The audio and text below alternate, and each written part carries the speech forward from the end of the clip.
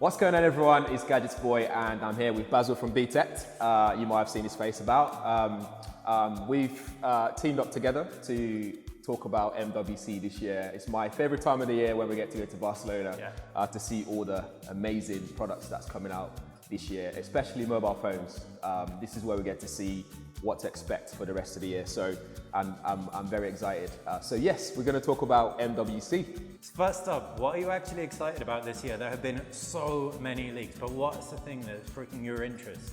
Man, there's so much happening. There's LG, there's Sony, there's Huawei. And all on the Sunday. Yes, all on the Sunday. I remember last launches. year, the back-to-back taxi rides. It's going to be yeah. mental, but it's all part of the show. I'm excited about that. I think what I'm looking forward to mostly is Nokia, just because that's a very much nostalgic childhood brand for me. I want to see them do well. I want to see what they come out with this year. I've heard there's going to be like 3 devices or something like that. Apparently the 3310 is coming back. I was going to say, Snake. so all the leaks are like pointing towards the Nokia 6, Yes. the Nokia 8, the Nokia kind of Snapdragon 8, whatever flag, and then a feature phone Feature phone. with Snake. Snake. That's the best part. I mean, I can't remember my high score on Snake, but I just remember being addicted to this thing. I think apart from Snake as well, I like making my ringtones on it and stuff. So I'm just, the only thing for me is I want to see what they do to it that's different. Are they literally just going to bring it back out, or are they going to modify it so it's like a bit?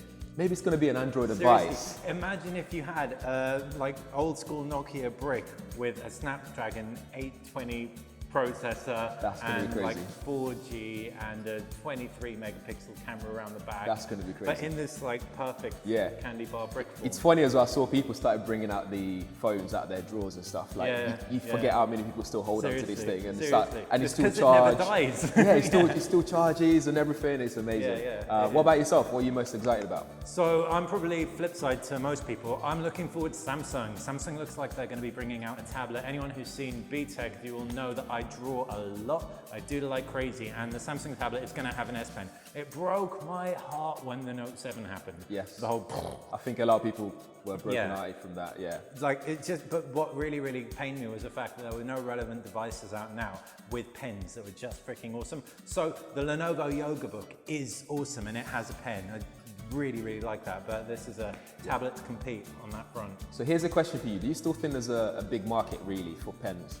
Because sometimes I still feel like it's very niche. Because I had the Note 7 for a while before this situation, but I use the S Pen sometimes, not as much as I thought or expected myself to use it for. So do you still think there's a marketplace for that, or is it still niche? You see, I am the niche because I used to be a graphic designer, I used to be an illustrator. I love that stuff, so I am absolutely the niche. So I can't answer that objectively. I will say, like everyone I've spoken to who isn't me, found that they use the pen less and less as they had the phone. So you're probably right, but that doesn't change the fact I am Are you still excited about it? gunning for a Note 8. So we see a lot of hardware stuff like mobile phones, tablets. On the software front, do you think we'll see anything from like Microsoft? Or I don't know, just in general? I mean, I don't think Microsoft's going to be doing anything this year. I want to see a Surface phone so badly, but I don't think that's going to happen. I think Windows Phone's dead in the water. Windows 10 will eventually probably roll out into a phone form factor, hopefully. Like I can't. BBC iPlayer dropped support for the Windows Phone app. Like that's huge. That's really bad. So, and then I think at CES I saw a lot of Alexa. And well, AI is like the buzzword. The whole thing around the Huawei P10 and the Samsung Galaxy S8, which is expected at the end of March, is all about AI. I don't know what they're going to do. Like Google now is super smart. Like I find I use that. That's probably out of all of them my favorite. What's your favorite? I feel like I like Alexa. Amazon Alexa. Alexa. I've never met her either. I mean, the day we meet, Alexa, call me. I think I like Google Assistant just because it's more conversational. Contextual. I like that because I don't want to keep going, okay Google. I just want to carry the conversation on. Like when I'm listening to music, for example, on the Echo, I would love to be able to just go next track without having to say the buzzword first and then etc. So, but integration of that into a mobile phone, especially Alexa, I'm struggling to see how they'll make that work well in terms of having to keep pressing it to launch it. I would Yeah. love to have a hands-free Well, experience. it's going to be on. It's on the US Mate 9, I think. Yes, I saw it actually. Yeah, I haven't seen it in practice. Oh, I saw it in person, and basically you still have to launch it Okay. for it to work. I'd love to be able to go, my phone's on the side, and just go, Alexa, Yeah. turn all the lights on. Yeah.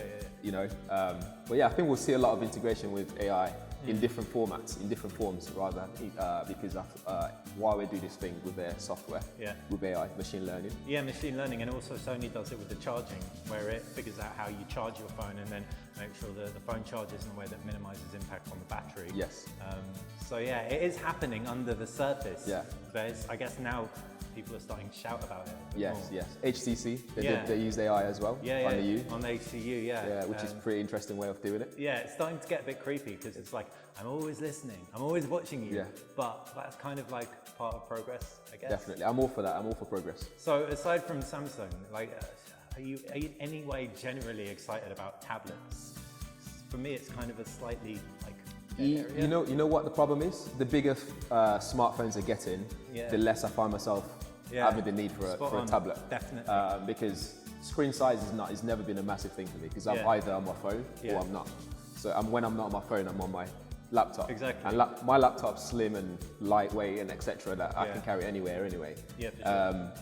But I think a nice integration with smartphone and a dock that's like A dock that turns it into a computer. HP do that, where it's not a laptop, it's just a dock. So you got a phone, you dock it, you plug it in, and it turns this into a laptop. But that's Windows Phone. That's Windows Phone.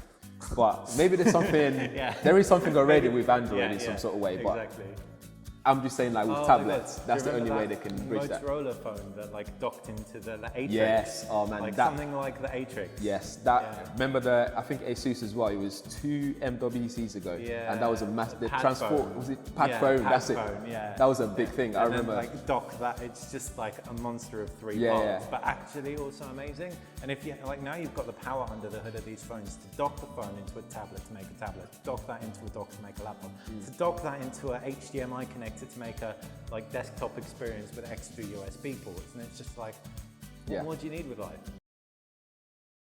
I think one thing we haven't mentioned, VRs and AR in the mobile space. Yeah, so HTC has said that they're going to be making a mobile type Vive at some point. They haven't specified how it's going to happen, but they said expect it to be different. Right. So what are your thoughts on the current like VR space?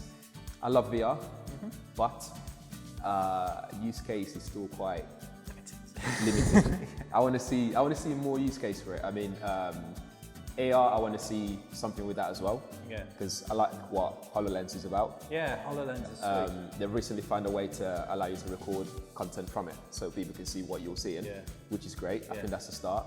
But I really want to see it integrated a bit more mobile. I think that's what I'm looking for. Because at the moment, I feel like I have to, unless the high quality ones like the Vive VR, I'll have to plug it into a powerful PC, etc. Like, it limits the audience so much. I mean, everyone carries a mobile phone, so they need to find a way to make it high quality for mobile phone users. But then again, do I really want to see people on the tube?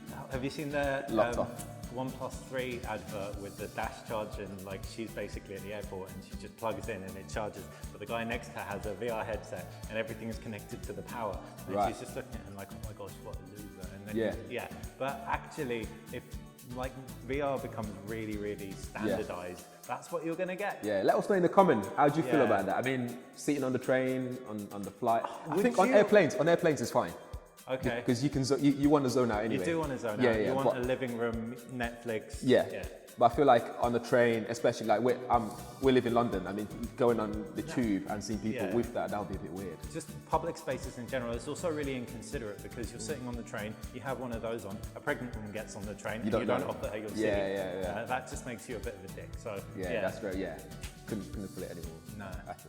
But yeah, I think mobile VR would be amazing if it was done well. Use cases. Tim Cook said he sees AR as like a big part of the future now. Right.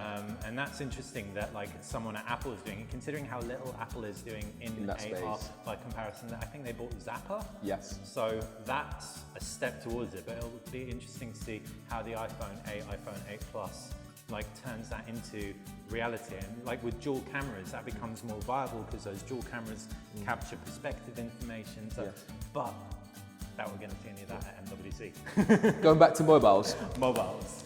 Dual lens cameras have been that's a thing, massive yeah. thing now. Do you think Samsung are going to go that way? Do you know what? I am sold on dual lens cameras, but specifically because of Huawei and specifically because of the Honor 6X. The Honor 6X is cheap and it still like enables some functionality that I really would only expect from flagships on the camera side of things. Right. And it works well.